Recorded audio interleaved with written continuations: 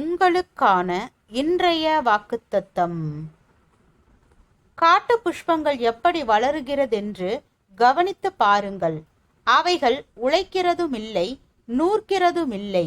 என்றாலும் சாலமோன் முதலாய் தன் சர்வ மகிமையிலும் அவைகளில் ஒன்றை போலாகிலும் உடுத்தி இருந்ததில்லை என்று உங்களுக்கு சொல்லுகிறேன். இப்படி இருக்க அற்ப விசுவாசிகளே, இன்றைக்கு காட்டிலிருந்து நாளைக்கு அடுப்பிலே போடப்படுகிற புல்லுக்கு தேவன் இவ்விதமாக உடுத்துவித்தால் உங்களுக்கு உடுத்துவிப்பது அதிக நிச்சயமல்லவா? ஆகையால் எண்ணத்தை உண்போம், எண்ணத்தை குடிப்போம் என்று நீங்கள் கேளாமலும் சந்தேகப்படாமலும் இருங்கள்.